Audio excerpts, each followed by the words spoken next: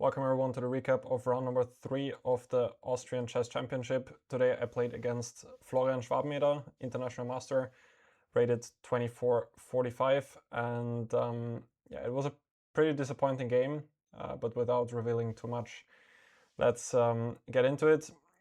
Against Florian, in general, I have a really good score. I don't think I ever lost a game against him, and I have quite a few wins, specifically with the white pieces. I checked, I think I'm like up +4 or something like that.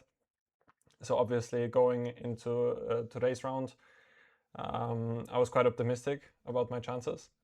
But still, he's very solid. He's not really much of an opening specialist, I would say, but he excels in just slow positional play. Usually he's pretty good at that. I started with 1d4, like in game 1. He played knight f6, c4, e6, knight f3, and now bishop b4 check, which did not come as a surprise. The Bogo Indian is kind of his one of his main weapons. I played bishop d2, which is usually what I do here. I prefer that over knight bd2 in general. And here he took on d2, which I did also prepare. He has many different moves here, which he played queen e7, a5, and black in general has quite a lot of flexibility in the Bogo Indian. So he took on d2, I took back, short castle, knight c3. This is a very solid line for black, d5, e3. And now he played b6, and this was still my preparation here. I just needed some time to recall what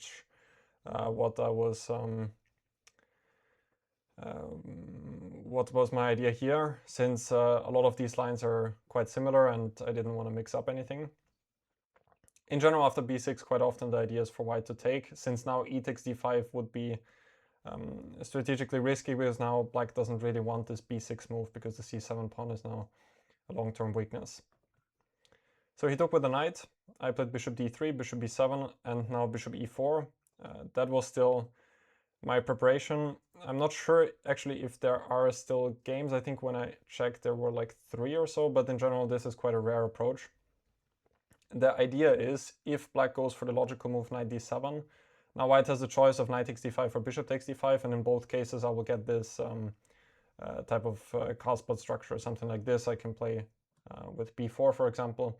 It's also fine for black, but this was what was my idea. He played c6, which I even had briefly on my screen today in the morning, but I sort of rejected it, because when I was thinking, I thought, okay, I can just take on d5 and then it's going to be slightly better for me. But then I realized when I do this, he can just take with the c-pawn, and I was trying to make this position work for white. And you can certainly play that, but I don't think it's actually anything for white, because black can just play queen e7, rook c8, double on the c-file, and I don't think there's much for white here whatsoever.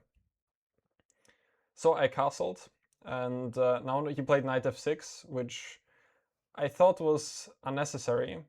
I thought that knight d7 would be a safer choice for him, because now I thought my best idea is here to take on d5, and now I can argue that the knight on d7 is slightly misplaced.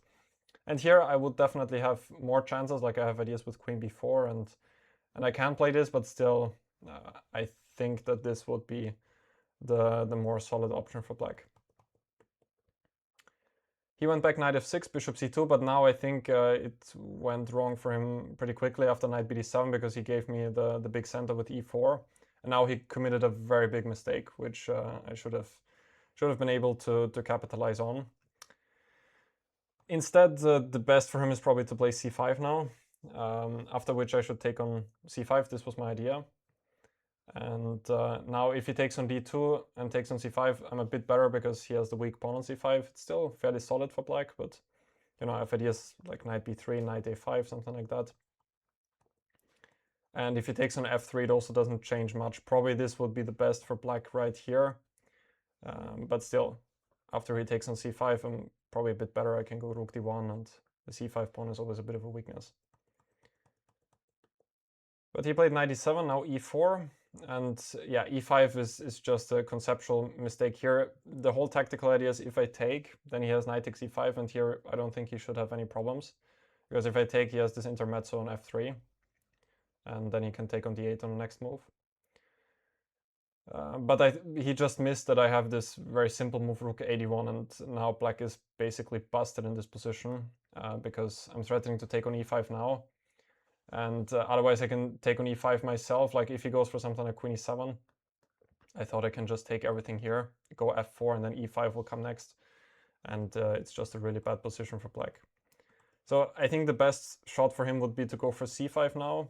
And here I was considering both e5 and d5. I thought that both could give me nice practical chances. Like here, I thought the pass pawn is more of a strength than a weakness. And there was one nice line I saw, queen c7, d6. It's maybe not the only move, but could maybe also consider knight b5. But I saw that here queen c6 runs into bishop a4, which I thought was sort of an important move. Otherwise, maybe black could play b5 next. Also, e5 is interesting. I think in both cases, white has a pretty nice initiative.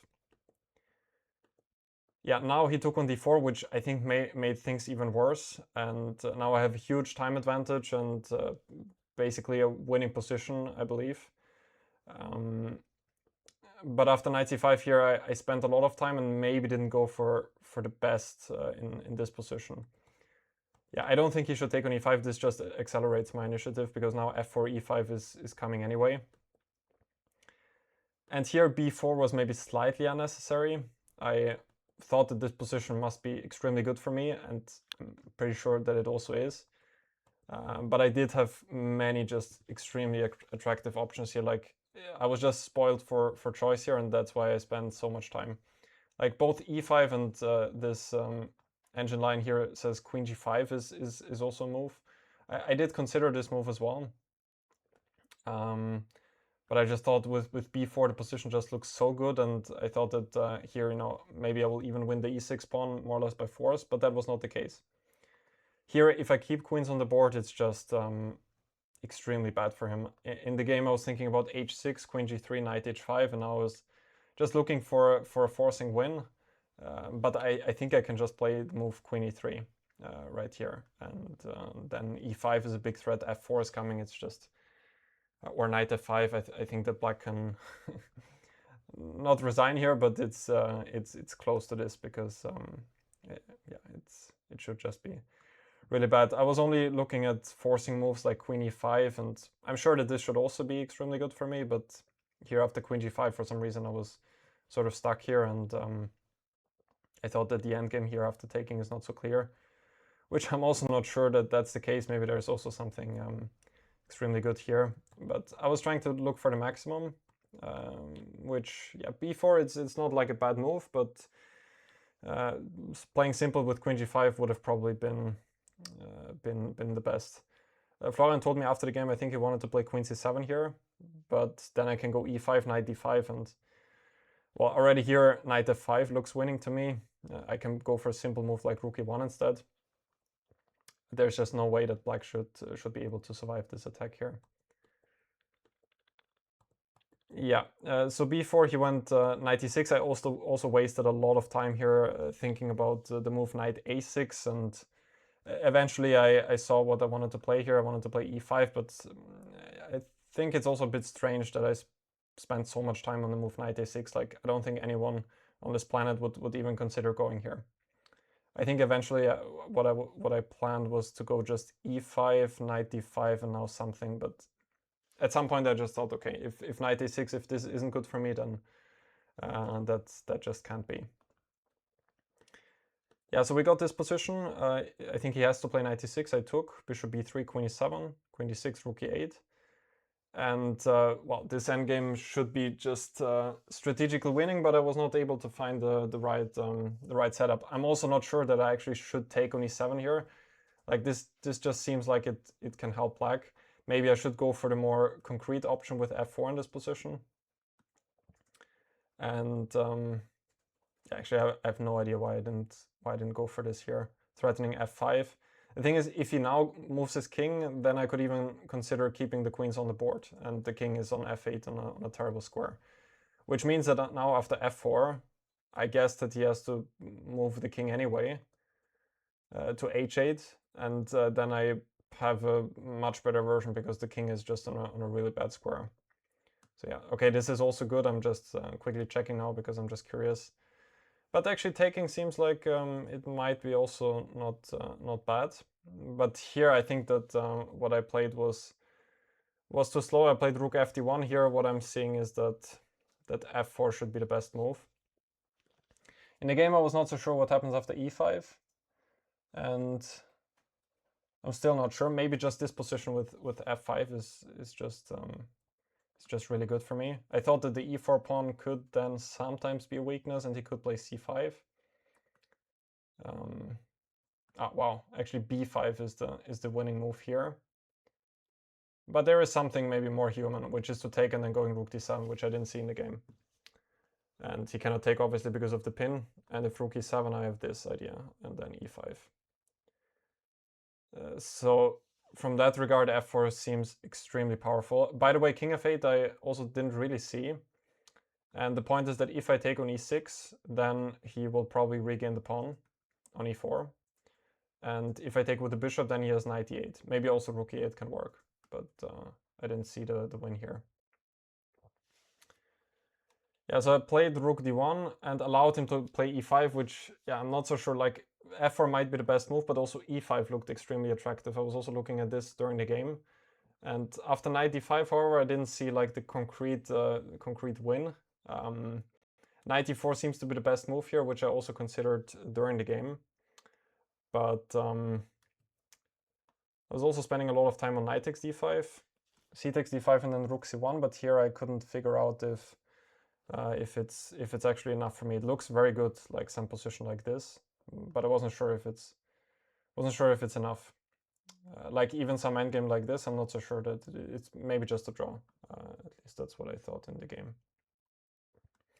Knight e4 should be quite good with the idea of knight g5, but after h6 then I didn't see anything concrete, but maybe I can just go for f4 here, and you know, I wouldn't be surprised if black would still be lost here, because I have f5 ideas, and just strategically it's just really bad for black. Okay, I went rook d1, e5, f3. I still thought I'm like in full control here, but I sort of missed his plan of going rook c8, rook c7, rook d7, and I thought I'm just in full control here. I'll bring the king to e3 and then c, maybe g4, g5 later on. But here, I guess I do need to be fairly precise. It seems like king f2 is an inaccuracy here. Even though I don't really understand the move which is given here, knight a4, rook c7, rook d8, and then just keeping the rooks on the board. With the idea maybe to stop c5, but okay, that's a bit too deep for me. Also here, like if I want to do something, I should probably give this check on e8. And after rook e8, then maybe just go back with the rook and try this position. I didn't see what to do after rook e7 now, but yeah, I'm actually still not so sure what I can do now against his idea of going rook d7. So in the game I went king e3, and here I just didn't, you know, I thought my advantage is basically gone, and kind of given up any hopes of playing for something, because I was already here pretty disappointed how I could even allow him all of this and not be able to win this a bit earlier. And the rest of the game here, again, maybe in another game I would keep the rooks on the board and do something, but already here I thought that then he could come in with the rook to d4 and didn't really see any continuation. So I went for this, played g3, and I think the rest of the game he played fairly well. f4 he took, king e7, and I played f5, which also is sort of strategically risky already here, because he has a nice blockade and my e4 pawn is a little bit weak. This is how the rest of the game went. Knight b1 with the idea of getting the knight around. b5, knight d2, c5, and a3, and here I offered a draw because we had both very little time, and I thought at this point there's not much chance for him to actually be worse. He can take on b5 and go a6, or he can go c4, and in both cases I thought that I shouldn't be worse, but also at the same time I didn't really see how he can be worse at all here. And this was kind of my only last idea, to get the knight to c4, after which the e5 pawn would drop. But yeah, he played b5, and after that I didn't really see anything. Yeah, so going back, there were just so many chances. Specifically, like, of course, before. I don't know if b4 is a move that can be criticized so heavily. It's definitely not a mistake, but I mean, in hindsight, queen g5 should be the move which should be played. And you know, I think I was just a little bit too careful, too slow here. And f4 is just a logical move. e5 as well, both keeping very good winning chances. And I think here I would have still had great chances to win the game. So yeah, of course, pretty disappointing result, specifically of how the game went. I mean, I'm still not in a bad situation whatsoever in the tournament with 3 draws, but at some point I also need to win some games. And tomorrow is going to be a difficult day because I will play against Dominic Horvath with the black pieces. So yeah, hopefully in the next few rounds I'll be able to score some wins. Today, unfortunately didn't go my way, but we will see. Anyway, thank you guys for watching. I hope you enjoyed this recap, and I will see you tomorrow for my recap of the game against Dominic Horvath. See you then.